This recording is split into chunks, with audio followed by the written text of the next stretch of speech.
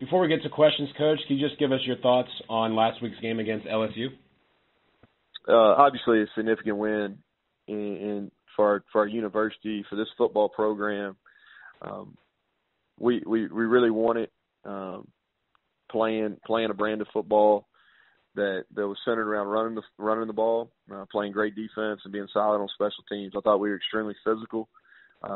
We forced turnovers. We took advantage of those turnovers. We executed and really we won the game 24-21. I thought we were in complete control of that game from the first quarter on. And I'm just proud of our staff. I thought we were really prepared going in the game. I'm proud of our players. I thought they had a tough mentality, and we were able to finish that game. And really a win that's significant for a lot of reasons. But we've had some big wins in our school history, and I'm real careful. I don't think it's the biggest win in school history. We won 3 national championships at lower levels. So, but I do think we'd knocked on the door so many times with these so-called name brand programs and who's who of college football. Well, there's LSU 2 previous times, Florida State, Ohio State, Georgia. The list can go on. But for us to get over the hump and be able to finish that, it was just a special night. Coach, thank you. We'll get to our first questions here. Could you please, caller, say your name and outlet before your questions?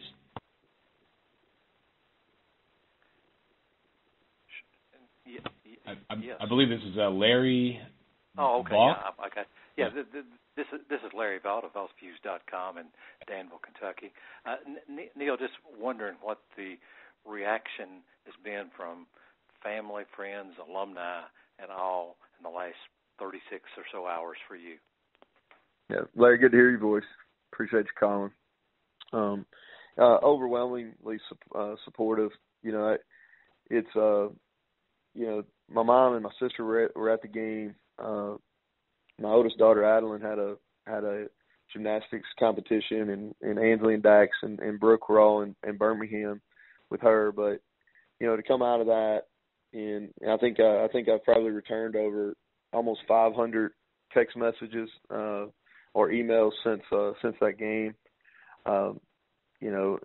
Everywhere from Kentucky to out in West Texas, in up in the Northeast, anywhere we've been, just a lot of congratulations. And this is really a special win for our university. And I just said this too in the opening. I'm careful because we've had 3 national championships. I think those are the biggest wins, but I think this has probably brought the most notoriety, the most publicity to the university, and so it's been overwhelmingly positive. And Neal, to win the game the way that you did, I know you pride yourself on a lot more than just a passing offense when you talk about running the ball, playing defense. I mean, does that just make it even more special to you to have to win a tough, grinded-out, hard-nosed game like that? Yeah, we won it in Southeastern Conference football style.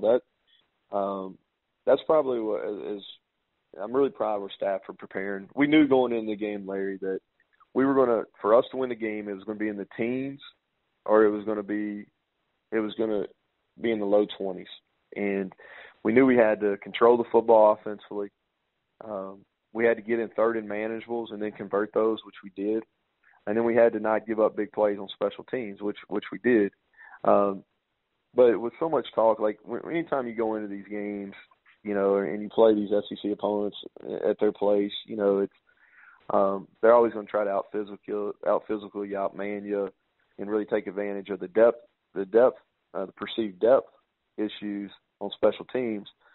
And really, we were the more physical football team. We were able to run the football better. We stopped the run better. And our special teams played at a higher level. So really satisfying win in a number of regards. Thank you very much.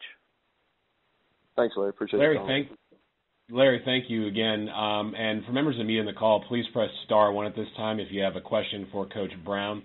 Coach, 2 of your student athletes were named Players of the Week this week, Jordan Chun and Blaise Brown. Could you just give us your thoughts on what you saw from each of them past Saturday? Yeah. Well, I've been so tied up this morning. That's First time I've heard that, so that's a positive. I thought Jordan Chong was the best player on the football field on Saturday night.